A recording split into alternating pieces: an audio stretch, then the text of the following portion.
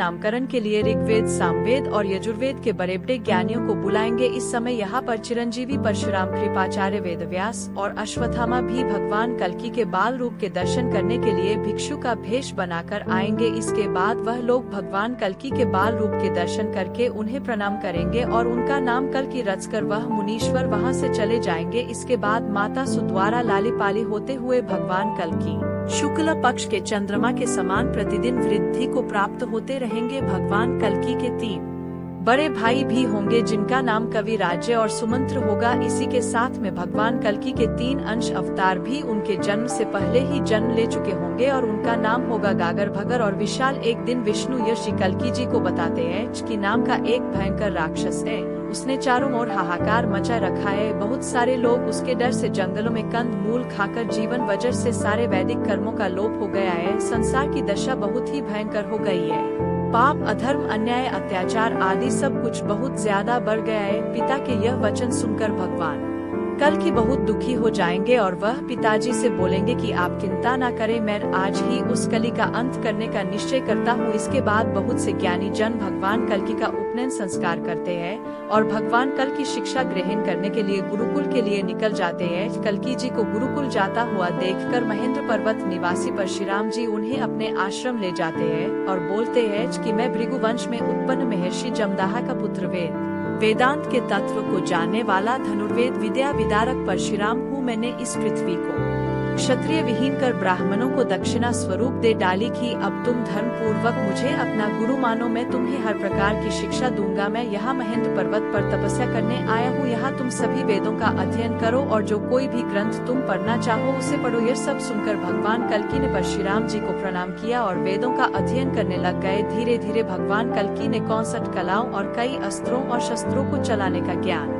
प्राप्त कर लिया और गुरु परशुराम जी से हाथ जोड़कर बोले कि गुरु जी आपका बहुत बहुत धन्यवाद, मेरी यहाँ से शिक्षा पूरी हुई। अब आप यह बताएं कि मैं गुरु दक्षिणा में आपको क्या दूं। तब परशुराम जी कहते हैं कि आप जल्द ही इस कलयुग का अंत करके सतयुग की स्थापना करें ताकि सभी भी लोग ध्यान और पूजन का काम आसानी से कर सके। यही हमारी सबसे बड़ी गुरु दक्षिणा होगी। फिर भगवान कल्कि वहाँ से चले जाते हैं और फिर भगवान शिव को प्रसन्न करने के लिए उनका ध्यान और पूजन करने लगते हैं। इसके बाद वहाँ पर भगवान शंकर और माता पार्वती प्रकट होते हैं और कल्कि से कहते हैं कि हम आपके तप से बहुत प्रसन्न हुए, मांगो क्या वरदान चाहिए आपको। मैं बहुत तेज गति से चलने वाला, अपना रूप बदलने वाला, गरुड़ के समान उठने वाला यह देवदत्त नामक घोड़ा और इसके साथ में एक तोता प्रदान करता हूँ। इसी के साथ आप यह चमचमाती हुई अत्यंत भारी और पृथ्वी के भार को सहन करने वाली रत्नशरु नामक तलवार को भी ग्रहण करो। आप सभी प्रकार के भूतों पर विजय प्राप्त करोगे। इसके बाद भगवान कल्कि ने शिव जी को प्रणाम किया और अपने घोड़े पर सवार होकर अपने गांव संभंजा पहुँचे। वहाँ उन्होंने माता पिता को प्रणाम किया और परशुराम जी व भगवान शंकर जी के वचन सुनाए। यह सब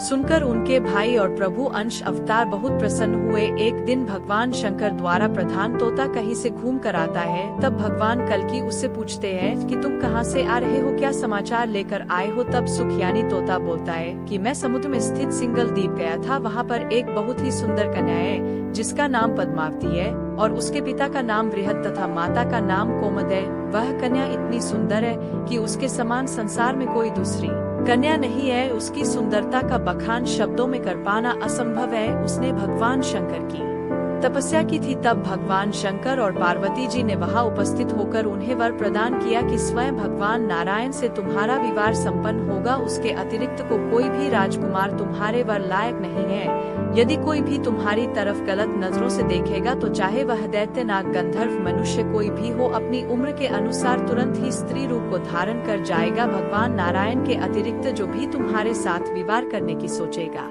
उसके साथ भी ऐसा ही होगा। यह वरदान देकर भगवान शंकर अंतर्ध्यान हो गए और लक्ष्मी रूपा पद्मा जी अपने घर को आ गए। यह सब बातें सुख ने भगवान कल्कि को बताई। इसके बाद भगवान कल्कि देवदत्त नामक घोड़े पर सवार होकर सुख को अपने साथ लेकर सिंगल द्वीप की ओर चले जाते हैं और वहां बड़ी धूमधाम के साथ पद्मा जी और भगवान कल्कि का विवाह संपन्न होता है और वह वहां से अपने गांव वापस आ जाते हैं। इसके कुछ दिन बाद भगवान कल्कि अपने भाइयों अंश अवतारों और बहुत से देवी देवताओं जिनका अवतार हुआ है और चिरंजीव इसमें संसार से अधर्म के कुल का विनाश करने के लिए निकल पड़ते हैं और पापी तथा अधर्मों को खोजकर तलवार से उनका सिर कलम कर देते हैं। पापी और अधर्मी उनको जहाँ पर भी दिखते हैं भगवान कल की उन सबका उधर ही खात्मा कर देते हैं, और जो भगवान के भक्त होते हैं तथा धर्म के रास्ते पर होते हैं उनका बाल भी बाका नहीं होता। इसके बाद भगवान कल्कि का सबसे अंत में राक्षस से मुकाबला होता है।